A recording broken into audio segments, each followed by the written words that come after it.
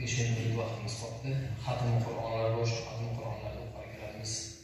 Bag'ishlab bersangiz, yana bir duo o'qiyotsak, keyin og'zimizni ochadigan vaqtimiz bo'ladi. Payg'ambarimiz sollallohu alayhi vasallamning bir hadisi muboraklari bor. Inda zikri solihin tanzilur rahmah. Solihlarning zikri bo'lgan yerda Allohning rahmati yog'adi deydi. Albatta bu ustozlarimiz qanchalagan mana ulug' ikki ustozni haqida aytib berdilar. Hazrat Mavlay Hoji Insoniy alayhi rahmat, Hazrati domlamiz haqlarida aytib berdilar.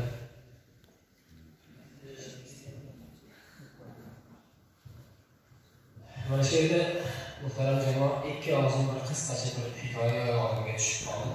Shuni aytib bersak. Bir kun Qo'qon shahrida hammamiz bilamiz.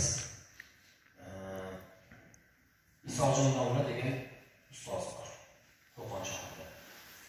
Shu kishi Dushanbada farzandlari yashaydi. Dushanbaga mehmon bo'lib kelganlarida birga o'qigan Mahsud Burhonli degan aytib o'tirdi. Mahsud Burhonli degan domlamiz bor. Shu kishini ziyoratlarga kelib birga o'tirganlarda atrofdan mehmonlar kelib domla kelib ziyorat qilib qolaylik deb o'tirishib, shu Isojon domladan so'rab qolishdiki, domla shu Hoji Inson domla haqida bizga bicha gapirib bersangiz degan ekan. Hoji Inson domla to'g'risida men gapirsam, hozir ertalabgacha gapirsam gapim tugamaydi. Lekin men senga bir narsani aytib beraman, shunda o'zing xulosa qilib olasan degan ekan.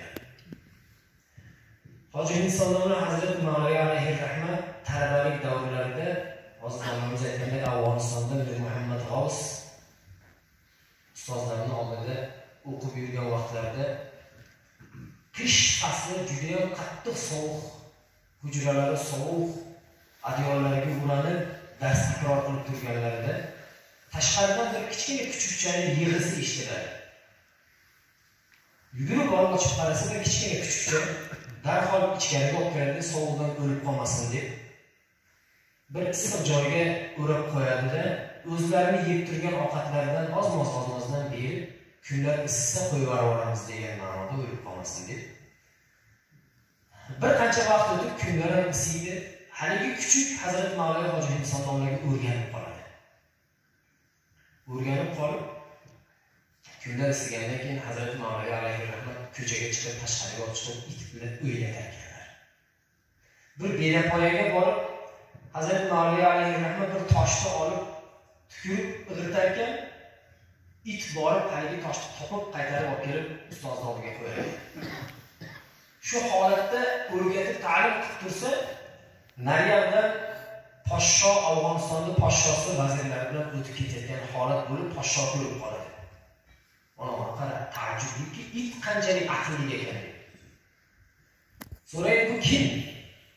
Bu shu qo'zg'onlarning shogirdi bo'ladi. Har bo'lsa o'zimizga ekan. Shu it bizga kerak.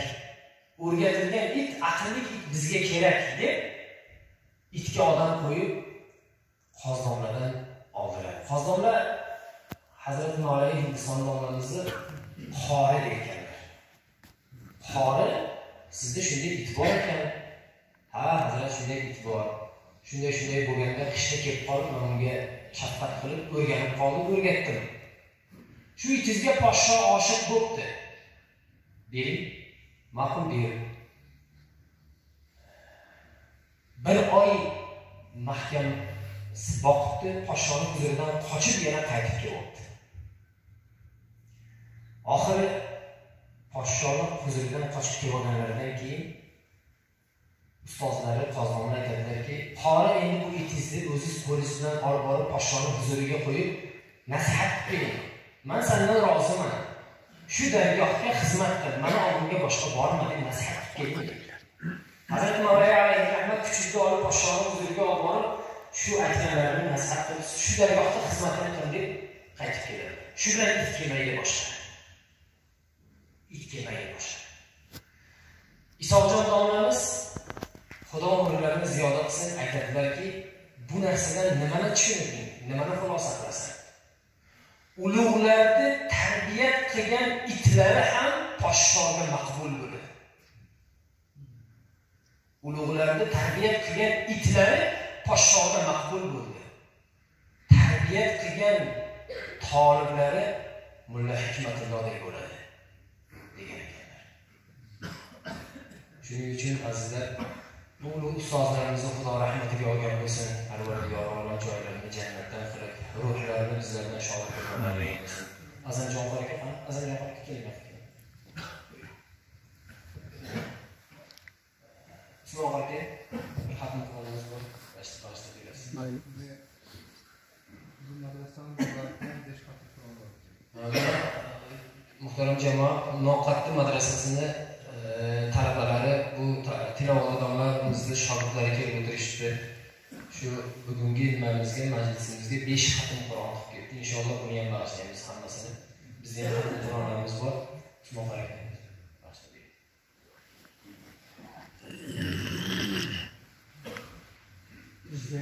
Ben özümde var.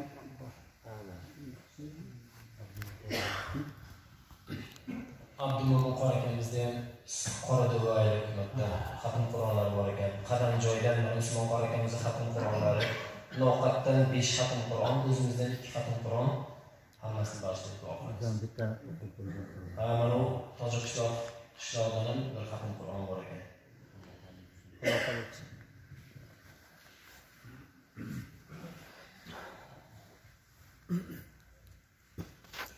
أعوذ بالله من الشيطان الرجيم.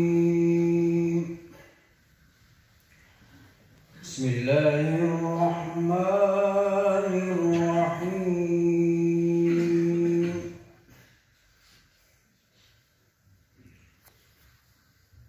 الذين آمنوا ولم يلبسوا إيمانهم بظلم أولئك لهم الأمن وهم مهتدون. وتلك حجتنا آتيناها إبراهيم على قومه نرفع درجات من نشاء إن ربك حكيم